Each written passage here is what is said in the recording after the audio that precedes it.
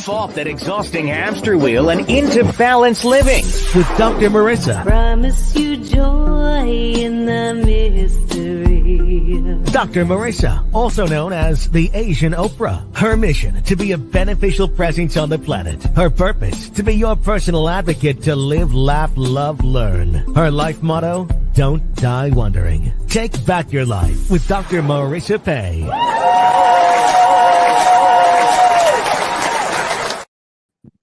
And welcome. You're tuned into Take My Advice. I'm not using it. Get balanced with Dr. Marissa, the morning show here on KCAA, NBC News, CNBC News, and NBC Sports Radio Station, AM 1050, FM 106.5, and streaming everywhere. iHeartRadio, Spotify, Stitcher, iTunes, TuneIn, Audible, Amazon Music, Tiki Live, Rumble, Podchaser, Spreaker, and more. Why so many places? Because I want to maximize my splatter zone for more hope and happiness. So there's no gossip here, no scandal, and no K words, no Kanye talk at all. Formerly or now, instead, I want you to focus on your own reality show and how you can be happy 88% of the time. So I have topics and guests to that end.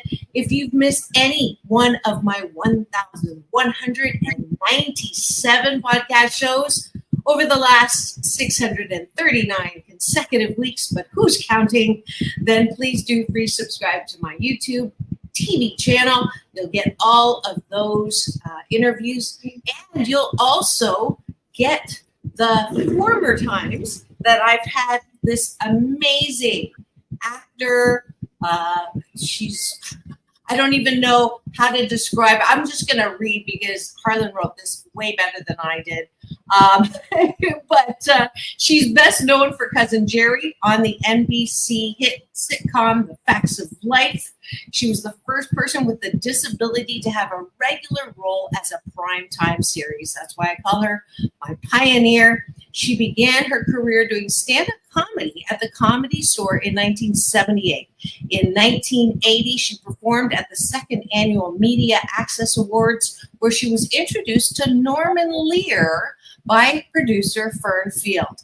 After her groundbreaking role on Facts of Life, she's appeared on such shows as The Great Space Coaster, the Emmy Award-winning movie Two of a Kind, Sesame Street, 21 Jump Street, Young and the Restless, Strong Medicine, and the HBO hit series Deadwood, which she also received Emmy consideration for. She also co-starred in the independent film Night of the White Ants and was featured on the Fox series Alcatraz. When she's not working on TV, she's a highly sought-after motivational speaker and trainer in the areas of diversity, disability, and LGBTQ issues. Her training has taken her to such companies as Hewlett-Packard, Master Foods, Johnson Wax, AT&T, Amgen, Mass Mutual, and Raytheon. She's also trained such government agencies as the CIA. I didn't know that. I have to talk about that. The U.S. Treasury Department, Defense Intelligence Agency, and the U.S. Army. She's famous for her uncanny ability to captivate the hearts of her audiences by using humor to facilitate attitudinal change. Geri brings to her presentations her personal experiences in life, which in turn allow people to gain insight into the prospect of seeing disability in a totally different light, creating hope where there is none and joy where there is pain. Please welcome back to my studio, my beloved friend. I'm so grateful to be able to call her that, Geri Jewell.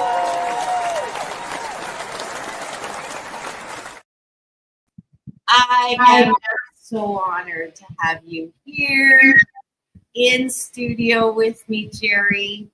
Thanks for coming back. Say it again. I'm happy to be here. I took out one hearing aid.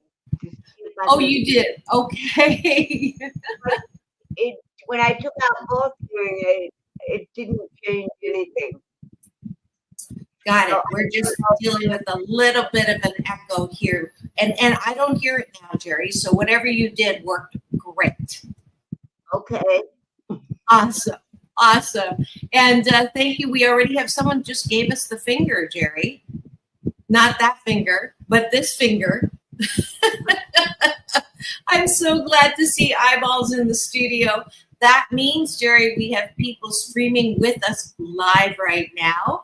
And I would love it if you would ask questions and participate and make this a really back and forth exchange.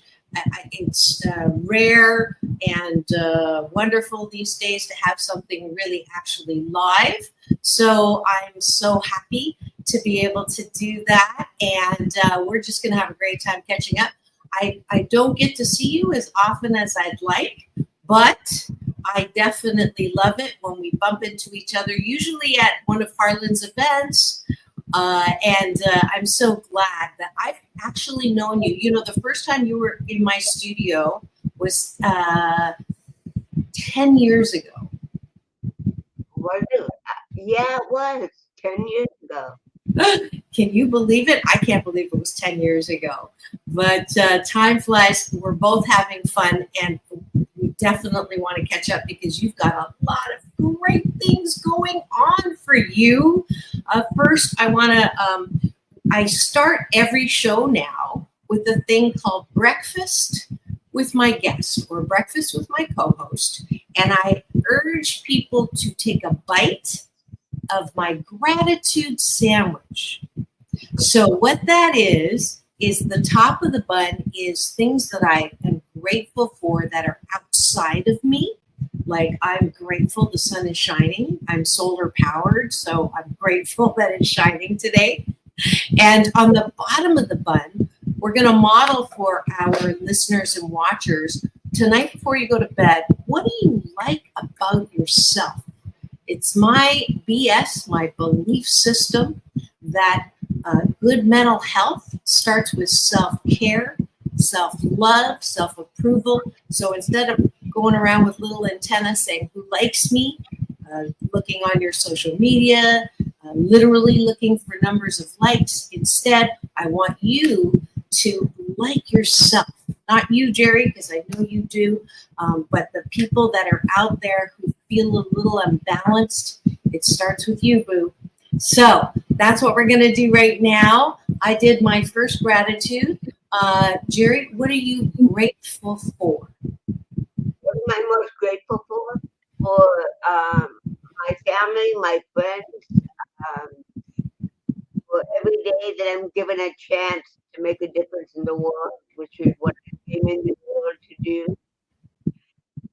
And I'm grateful for my cat, Kiki. I got the best compliment this morning when Geri came on. She said, there's only two things that I get up this early for. One is my cat and one is you.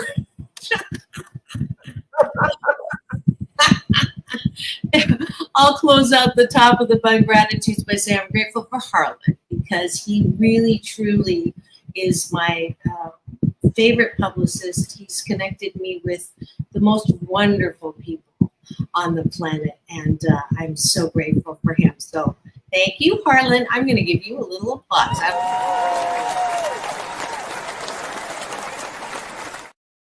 I don't think I've ever given him applause. So there you go. There's your first one. All right, let's go to the bottom of the bun, which is what do you like about yourself? Feel free to put that in the chat if you want to play along. Again, why do I do this? If you can't approve of yourself, how the fork do you expect anybody else to approve of you? So I like that I am enthusiastic, to say the least. So I appreciate that about myself. What do you like about yourself, Geri? What do I like about myself? Yep. Perseverance. What was that? Perseverance. Perseverance. Oh yeah, you're the poster child, I think, for perseverance. And I like the fact that I have a sense of humor. I've always had a sense of humor. If I didn't have that, I don't know that I would still be here. It balances all the challenges, the very difficult challenges that I've had in life. but I'm able to laugh at the same time. That makes any sense. Yes, it totally makes a lot of sense. I just read your very first interaction with Norman Lear, and I didn't know this, but this is a great way to give proof of your sense of humor. Norman Lear said to you, "You're ahead of your time." And you said to him, "Come back to me in 3 months." Yeah.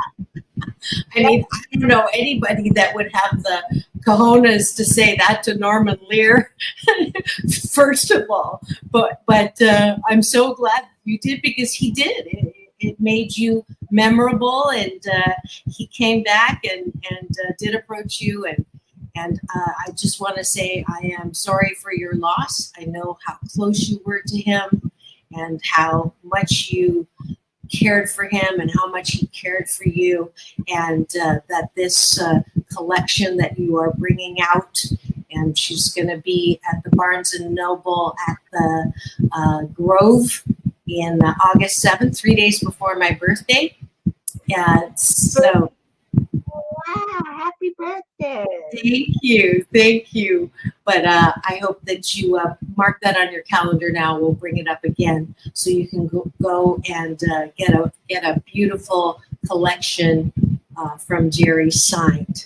So that'll be in, I guess it's LA. I don't know if that's Beverly Hills or LA, but it's in that farmers market area, one of my favorite places in LA.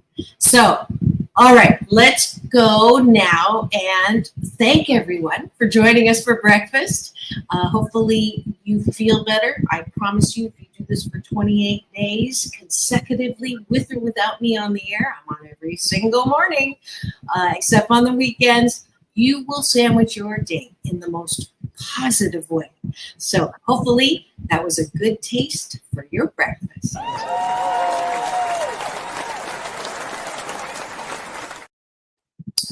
All right, we have a beautiful comment. I had a feeling you'd be on live today, David. I'm so glad you're here. David Zimmerman says, "This woman keeps so many breathing. She is full of love and a true jewel. Geri is an icon and a healer through laughter and love." And that's from David Zimmerman. Just beautifully said. He runs a great acting showcase. I keep saying, one of these days I got to get in there. I will get in there to participate. But David, thank you for that lovely tribute, and we all agree.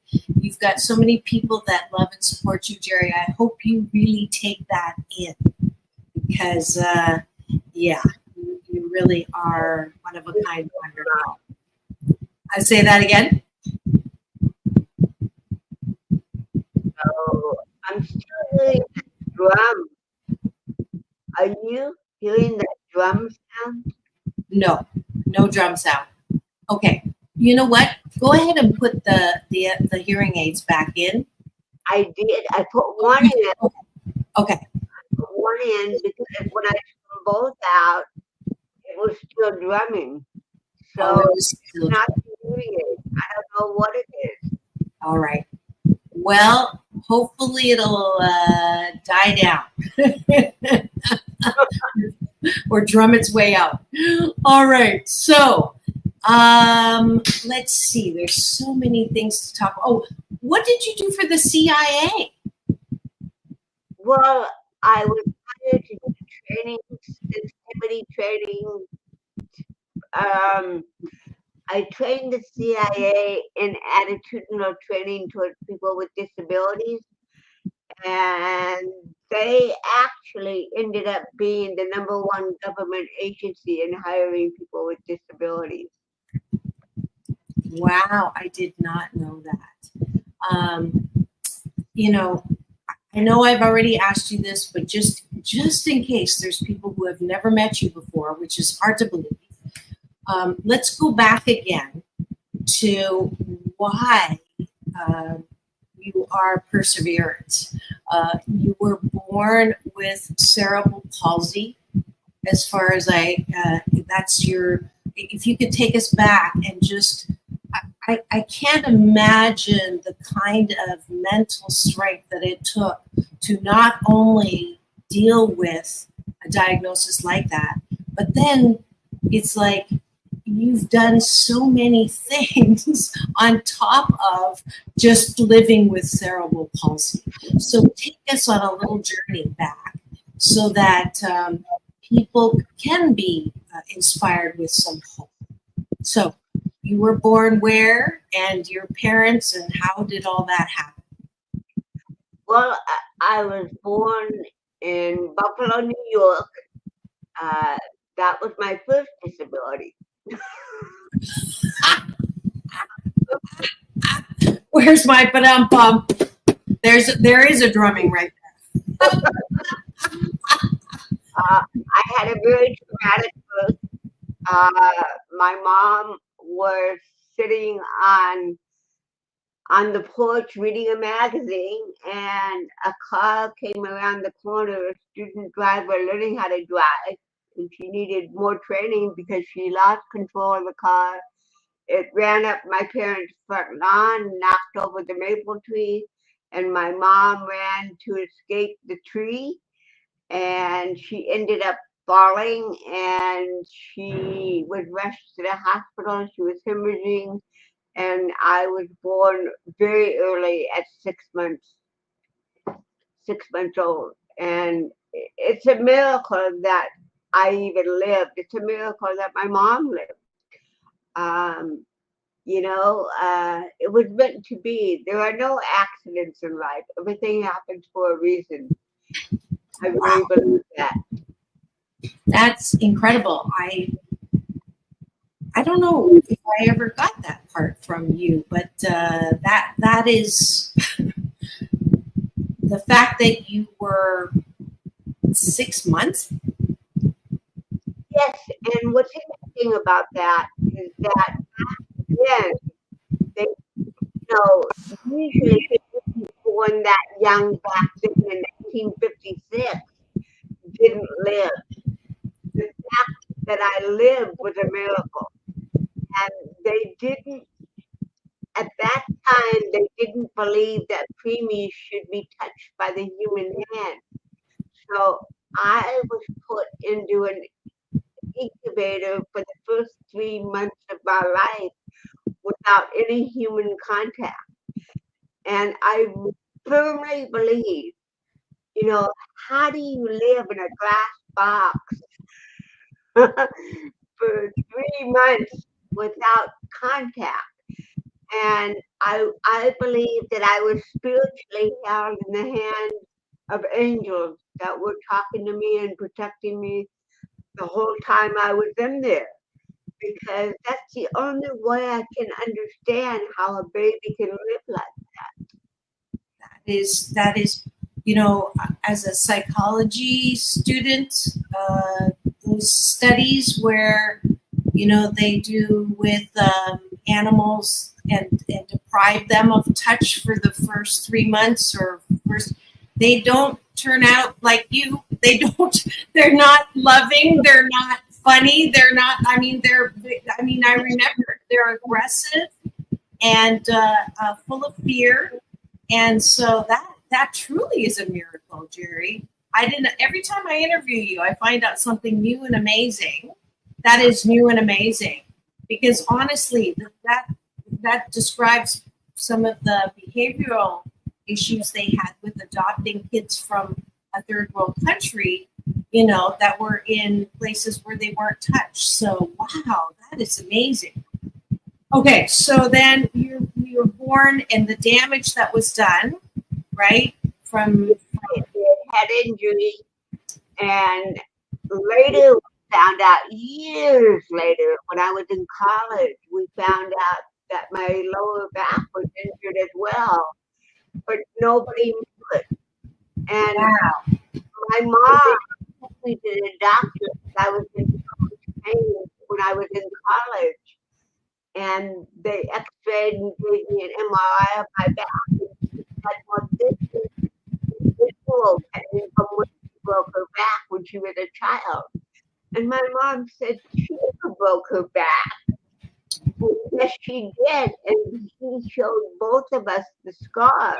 And she couldn't understand why she would lay me down and I would just scream. And she couldn't stop me from screaming. I was in pain and nobody knew it. They never thought to look further than the fact that I was premature. That is, oh, wow. Wow. Okay, perseverance maker number 3. Car trauma, early birth trauma, and fractured back. Okay, so next. First of all, I want to say welcome. Debbie wanted to say hello. Debbie Van Du, I don't know, Duckeren. I just saw the post on Facebook and wanted to say hi to Geri. So I just wanted to interject. You've got another person saying hello. If you've just tuned in and wondering what's going on in my studio today, I am so delighted to have back for her 3rd visit to my studio, Geri Jewell. She's a beautiful soul. And on top of that, she's the poster child for perseverance. She's an actor. You'll recognize her from Cousin Geri on Facts of Life, as well as Deadwood. Those are the 2 big ones. There's so many others, but I had her in my studio when she was releasing the first. Was that the first book? I don't know if it was the first book straight. Well, there was another book in the 80s, supposedly an autobiography called Geri, but I had very little to do with it. It wasn't my writing. So I would say that this is my 2nd book.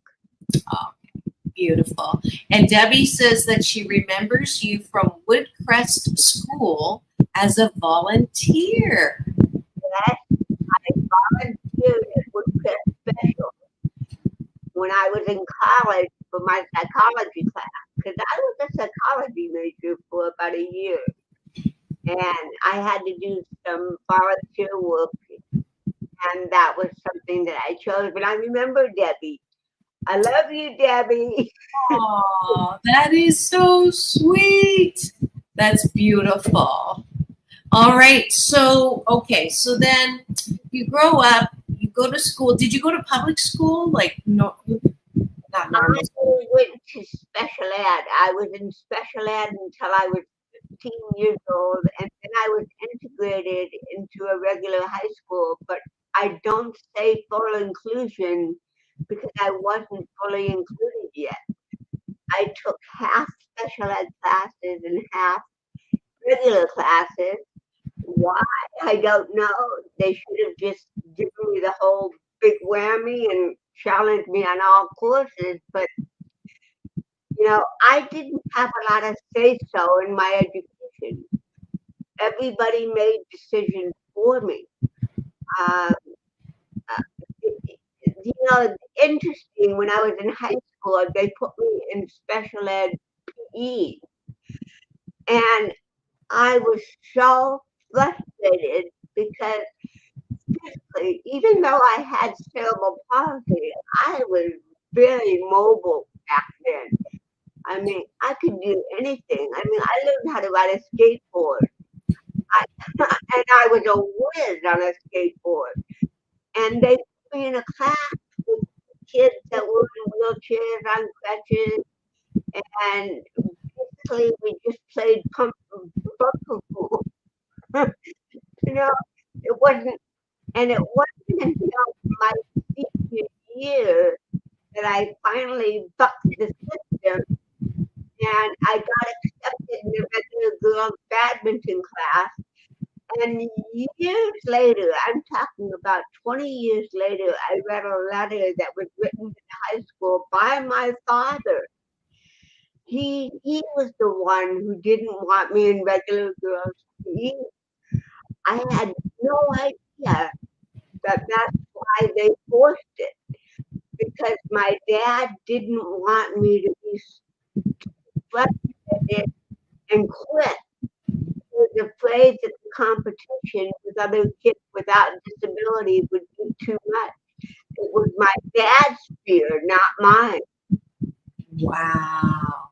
So there's like so many beautiful nuggets here. One is I just realized that sometimes when we see a person with a disability, we make assumptions about their abilities that are not accurate. So, just because someone is in a wheelchair or someone has cerebral palsy, you think that all faculties maybe are affected, which is erroneous. So let's put that moose on the table right now. Geri, you know that I was born in Canada, right? So instead of saying, let's talk about the elephant in the room, I say, let's put the moose on the table. So that's my first moose on the table. And I love that you have taken your diagnosis, which is not who you are. It's just a diagnosis, part of you. You have cerebral palsy, that it's not who you are, but that you use this platform, you take your limelight, which is why I love you and all people who are in the industry who have had success or having success, who take their limelight and use it as a spotlight to get to teach us and educate us and give us more understanding and awareness of that difference. And that's what you've done. And for that, I've done this before. I'm going to do it again. I'm giving you Dr. Marissa's Beneficial Presence on the Planet Award.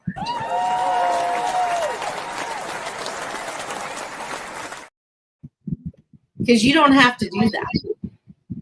And you do that. So thank you. So that's one nugget. The second nugget is your father's fear out of love. Out of love. We know that. But it was his fear, not yours.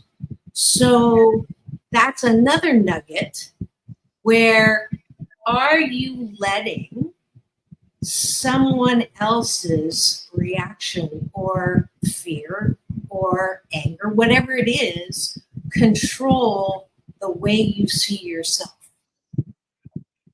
Well, it's always been a part of my reality, even to this day. I mean, I'm always going to deal with that because cerebral palsy is very visual and I can't hide it in my back pocket. And I always get assumptions, about me, what I can do, what I can't do. People have a hard time asking me. They just make the assumption that if my dad had sat down and asked me, I would have said, "Let me do it, Dad." And I forgive him for it because I understood where he was coming from, and that's Kiki, by the way. I was waiting for her to come back on camera. She did. Beautiful. Now, did you ever sit down and have a talk with him about that? Pardon? Did you ever sit down with your dad? I never talked to him about that, but I will say that my dad had more fears than my mom did. My mom, she pushed me. I mean, I remember in high school also that I was in a driver's ed class and they kept skipping my name for actual driving a car. And I went home to my mom one day and I said, "What's the point of taking driver's ed, and doing the written work, but they won't let me drive the car? They keep skipping my name." Mom wrote to the congressman in Sacramento and said it was discrimination. They wrote to the high school and said they had to teach me how to drive. They had no choice. And my mom pushed that, not my dad. My dad wouldn't have. He wouldn't have. But my mom, mm-mm. Wow, that's that you had a balance because you had one pushing and one holding back. So Exactly. Yeah. Yeah. Well, I'm glad that you gravitated towards your mom's pressure by mom, as I call it. But I'm not putting my dad down in any way. I mean, there were some instances, like he used to take my sister and I to the beach all the time, and he would let me go way out there in the ocean. He watched me, but he let me do it. And the only ones that had problems with it was the lifeguards. They would come after me with inner tubes, and there would be this crowd of people on the beach going, "Oh my God, she's drowning!" and Dad would be yelling, "She's not drowning. That's the way she swims." And there's the sense of humor, folks. If you're wondering what's going on in studio, we have the beloved Geri Jewell. She's an actress. You'll remember her from Facts of Life in Deadwood and so much more. We're going to be right back. We're going to take a quick station ID for news and traffic, but we'll be back. Don't go away on Take My Advice. I'm Not Using It. Get Balanced with Dr. Marissa. Tuesday Talent Series featuring Geri Jewell. We'll be right back. Don't go away.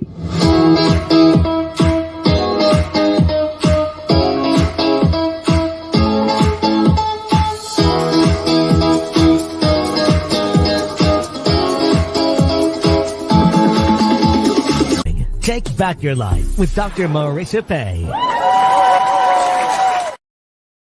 And welcome back. You're tuned into Take My Advice. I'm Not Using It. Get Balanced with Dr. Marissa. The morning show you're on KCAA, NBC News, AM 1050, FM 106.5, home to the Asian Oprah, #1 talk in the IE. And we're just delighted to have back in my live studio today Geri Jewell, who is actress. I don't want to say activist because it sounds angry, but she definitely is an educator. She's done so much, not just on the screen, but certainly in helping us understand better cerebral palsy, people with disabilities, and LGBTQ. Like, if you haven't had any other things that's going on that make you part of the not mainstream, I don't know what else we can add on there. So you can think of a few more things. I don't know if we can take it. Well, certainly too, you've been your aging process is something that you are also quite let's see, you are aging gracefully for sure. I don't know if it's as gracefully as you would like it to be, and I'm just go ahead. Well, ADHD and CP is very difficult for me. I'm coping with it now. You know, I'm not as mobile as I used to be. I'm in chronic pain. It's hard,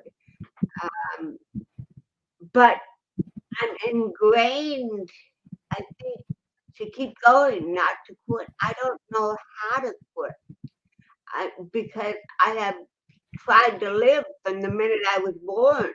So it's hard for me to say, okay, I'm done. But I'm from the baby boomer generation, and we are the first generation of people with disabilities who were proactive, who were employed, who went out there. Before me, babies with cerebral palsy, or even anybody with cerebral palsy, lived with their parents their whole life, or they were institutionalized, or they weren't employed.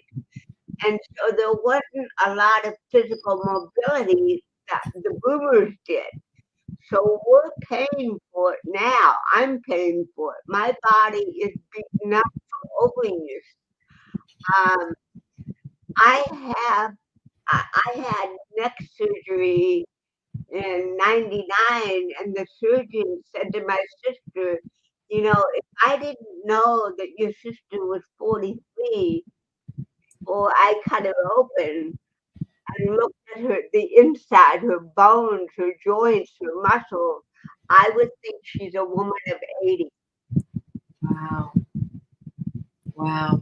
Yeah, I don't even know very much about cerebral palsy, but even the fact that you are where you are, all the things that you have done, that is kind of out of the norm or the average, right, for people with cerebral palsy. Like, Yes, it's very difficult, and the aging process. I mean, it's aging. We all age. It's just that when you have CP, it's much more complicated. yeah, yeah, yeah. Debbie was commenting, I just realized, I think you have cerebral palsy or something also that is one of a kind, wonderful. You did take the driving part in driver ed, and she was allowed to bring a friend. I don't drive, but I did it. And I think that is the great thing about your inspiration. That inspired people like Debbie as well. I have CP, I'm deaf. I have my guy 25 years now, and we have a 21-year-old son with Asperger's and scoliosis. So, another poster child who said anything about a disability. And it reminds me of, I had a beautiful friend who's now on the other side in heaven, Larry Wilkes, who had a stroke. He was very active, had a stroke,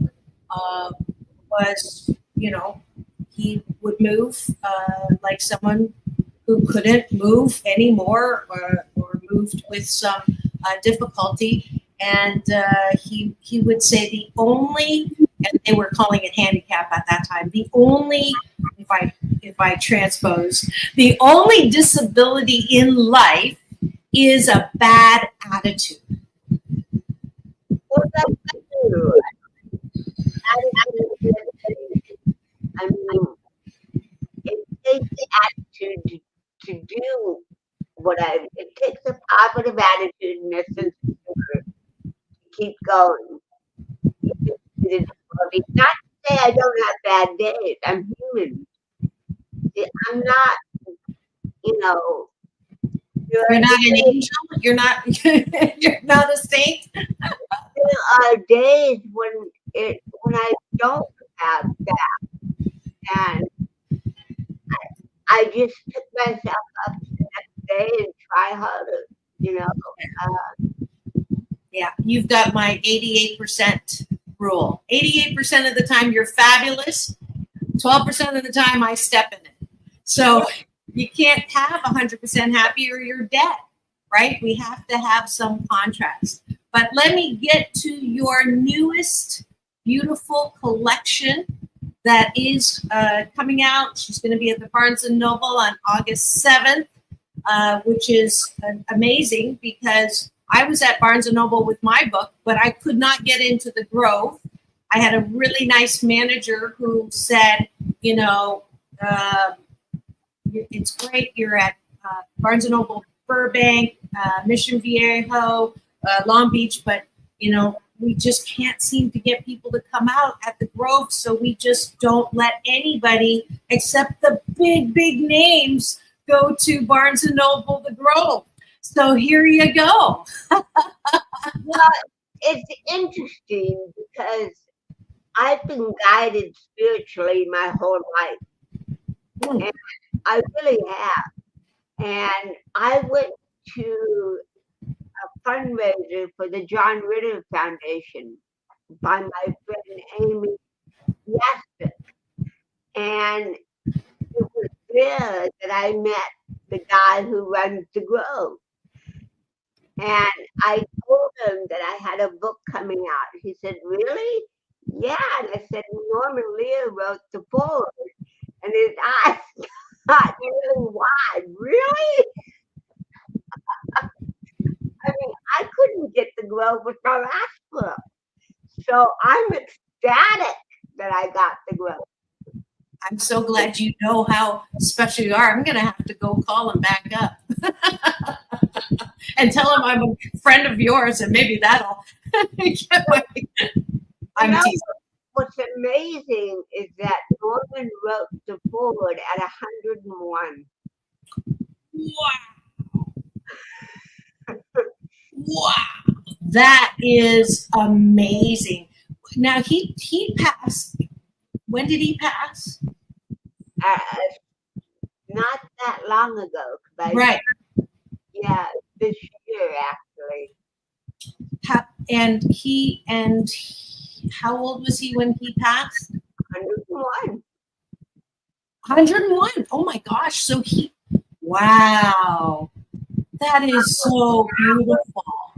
That was his last gift to me. And I told him I had a book and I wanted him to look at it.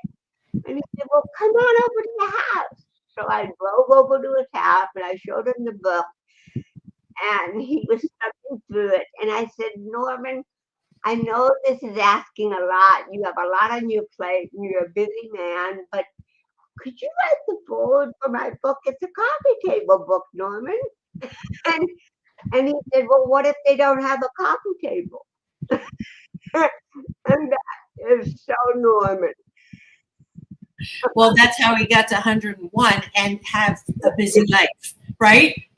He had a sense of humor, exactly.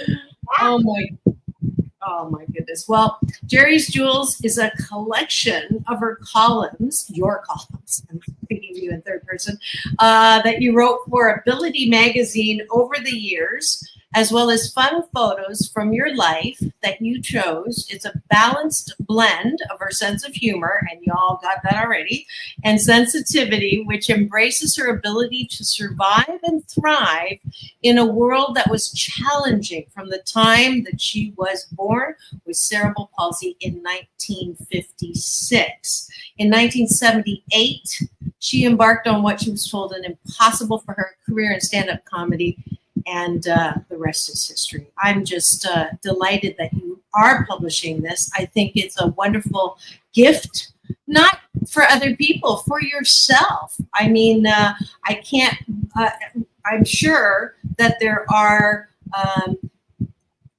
little techniques or sound bites that you use to keep yourself motivated, to lift yourself up in those 12% of the times when you're not feeling like being funny.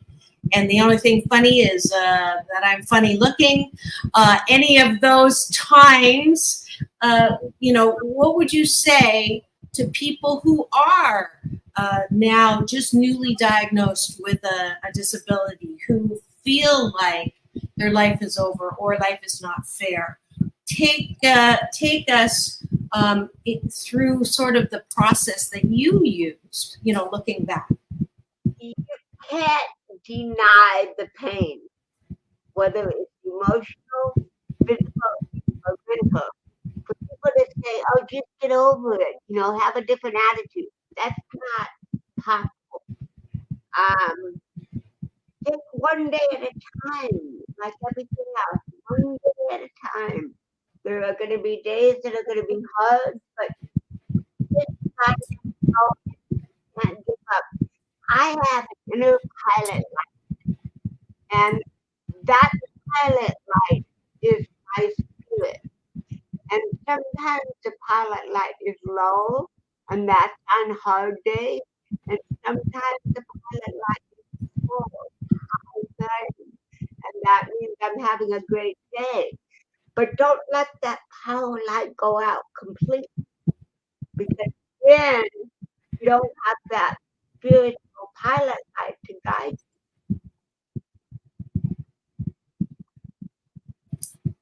you. I usually like it when my guests cry. I don't necessarily like it when my guests make me cry. I didn't mean to. Oh, no, but I love it, actually. I love it when people cry. Because one, tears are the disinfectant that keep our heart soft. And two, it means the heart is open. So my heart just opened even more. I don't know how it could open any more to you, Geri. You truly are someone who not only inspires hope, but is, gosh, I feel honored that you woke up just for me, and and then I get a place by your cat as the only two. I mean, you're just so, gosh. People say I'm resilient. I can't even imagine the spirit, and I do see that pilot light, and that pilot light has been so beautiful and so bright for so many people. I mean, Debbie wants you to be in San Diego pretty soon. You know, my decision to write this book came around 2020 when we were struggling with COVID and lockdown, and you know, we're so divided as a country, and it's a different world than the world you and I grew up in. It's very different now, and I thought, what can I do to still influence people, but not go out there and do it physically? And I thought about the column from Ability Magazine, because I wrote for that magazine to inspire people, to make people laugh, to make people think. And I called the editor, Chet Cooper, and asked him if I could have the columns and do a coffee table book. And he said, yes, of course, but as long as you give Ability Magazine credit. Well, of course I'm going to give the Ability Magazine. It's a wonderful magazine. And you can still subscribe to it online. It's a great magazine, actually. So then, when I got all the columns on my computer and read them all at once, I realized that even though they were written in various years before, they apply even more today than they did back then. That's beautiful. I just pulled up some photos that Harlan sent me of some of the photos that I'm sure are in the coffee table book. There's one here. This is Carol. Is this Carol Burnett? Carol Burnett. And this is the book that you came onto my show when I was at Sunset Gower. Let me put my glasses on so I can actually read. Yes. And then this is Norman Lear. Norman Lear. When you first look at you. Liza Minnelli. Beautiful. And this is Liza Minnelli.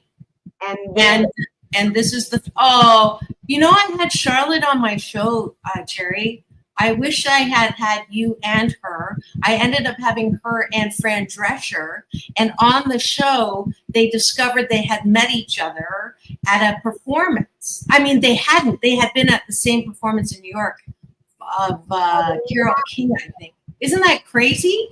And I had Charlotte on, I think, 2 months before she passed.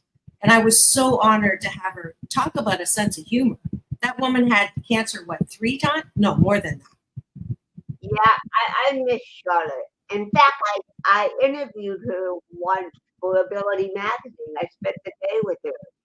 And I learned a lot about Charlotte in that interview that I never knew before. She was a strong, wonderful human being. I wish we had known each other more when I was on the show. But, I was a kid back then. I was 23 when I was cast on Fact Life, and I was probably emotionally 16. Yeah. Okay, this looks like a president's wife. Yes, that was when I performed at the White House in '85. Yeah. And if you don't know anything about CP, I have a very tight hand grip. And when I shook her hand, when I arrived at the White House and shook Nancy's hand, I could feel her knuckles crack. No, I have had that handshake, and so I know.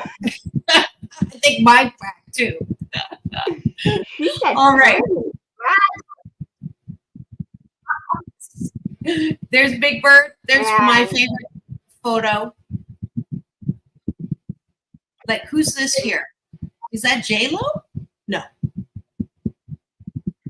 I need to see your lips. I can't see you very well. Oh, okay. It's she's got sunglasses on. I think it's J-Lo. I'm not positive, but then there's Charlotte Rae. There's you playing. Is this the character you were in Deadwood, right? Yes, the first one is the Deadwood movie, which I did in 2019, and the other one is when I did the series for 3 seasons, 2003, 2006. Great. Let's see. I don't know if I can recognize these ones, but oh, is that Frank Sinatra? Is that Frank Sinatra? No. My my recognition skills are not good. I tell Harlan all the time. I have the worst, name recognition in Hollywood, and he goes, "Don't say that." You won't invite me anymore. But anyways, these are all just a few of the beautiful pictures that you will get to see in Geri's Jewel collection. That is going to be, is it for sale already? Yes, they can order it online. They can order it at barnesandnoble.com or Amazon. Great. So please do go and get a copy of that. If you're in the LA area, it's August 7th. I got to figure out how I can get there. Wednesdays, I usually race sailboats, and I'm on the U.S. Sailing Center boat, which takes out inner city kids and teaches them how to race. Otherwise, I'd be there. But I'm going to try to figure out how I can be two places at one time. But I am so delighted that you're going to be at the Grove. What a wonderful and deserved recognition for you, the life work that you have so perseveringly shared with all of us. So are you a Leo? I'm a Leo in 5 planets, girlfriend. So was my mother. Your mother was Leo? Yep. And well, we'll see how many planets she was, but I can only imagine if her offspring was you, she had to have at least 3 planets in her rising. Absolutely. Let's see. Can I get the book at Barney Noble's? Yes, absolutely.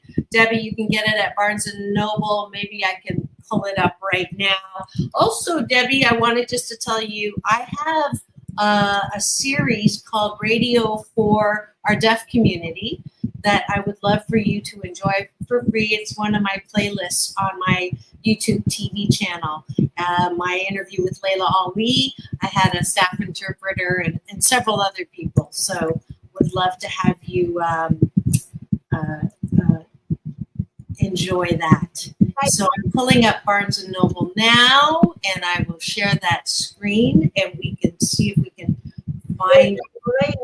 There's a link at Barnes & Noble. You type in Geri Jewell, go to the link, and if you want to come to the Barnes & Noble interview in Copenhagen, you have to sign on to the link and buy a book. That's the only way you can get in. Great. So it's Geri Jewell Gems. Let's see if that comes up. Is this it? Of Jewels and Gems. No, that's not it. For some reason, I may be at the wrong Barnes & Noble. But just use my assistant Google. I'm sure that you will find them. What else do you want to say? You just got a couple of more fingers on that and hearts. I just love all the love here. And thank you, Debbie. I think that we need to have more love in the world. There just isn't enough love. There are so many people that are judging other people, and stop it. You don't have to understand everyone, but you can still accept them. You know, not everybody is going to be like you. We're all different.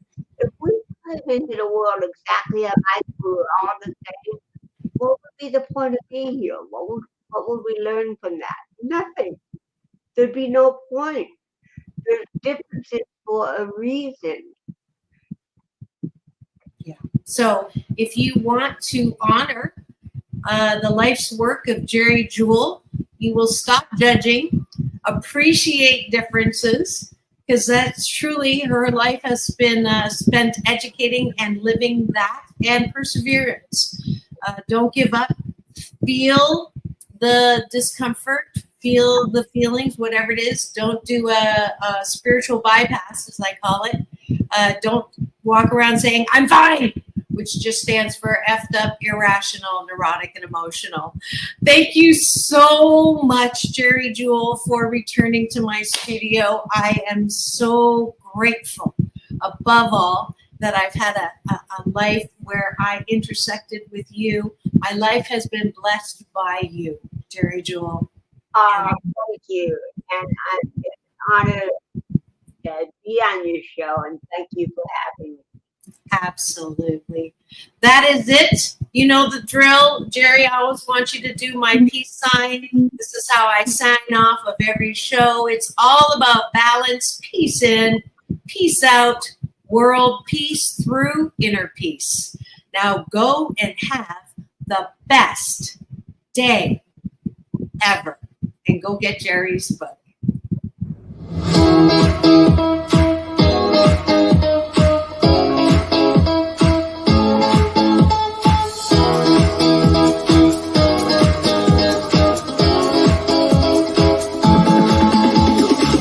Take back your life with Dr. Marissa Pay.